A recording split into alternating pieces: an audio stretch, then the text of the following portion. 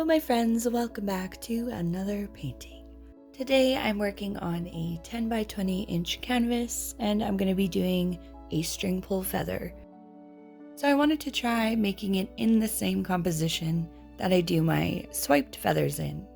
I'm using a black base and I'll be doing a primarily red, orange, and yellow feather.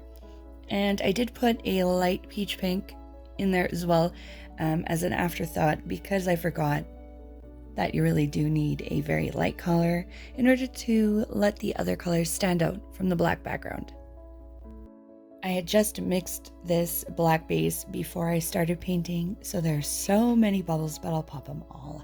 And that is the most satisfying part to me. And I'm just using a regular butane torch.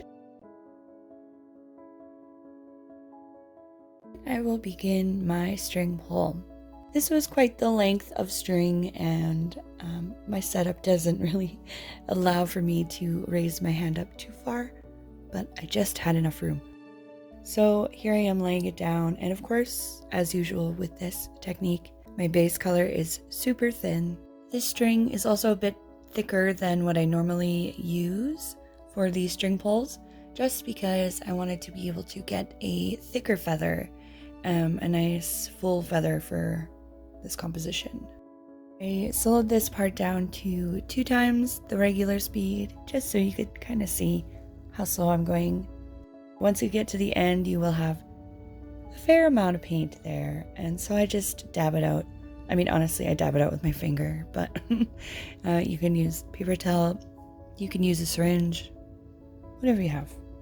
After torching, there are a few cells that developed along the edges of this side, and I actually don't mind this effect, so I'm keeping it, but if you don't like it, you can always blot it out. Now doing the other side, and I put my string a little bit too high, so I didn't have quite enough to get where I needed to be, but it's alright, it worked out. Just try to be mindful of where you're putting your things, I guess. And of course, the last step, which is the spine swipe. I'm very curious to know if you enjoy this technique in this composition. I do wish that the bottom part was a little bit more curved to the right, but maybe I'm being a little too picky. Either way, I really love it, and I love the color palette.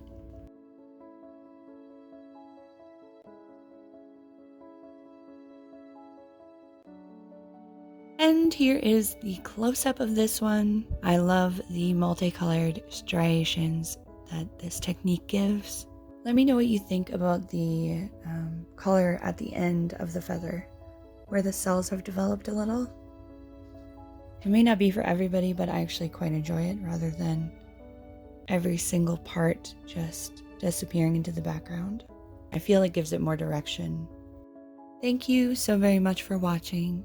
I hope everybody is having a wonderful, wonderful day. I will see you next time. Bye!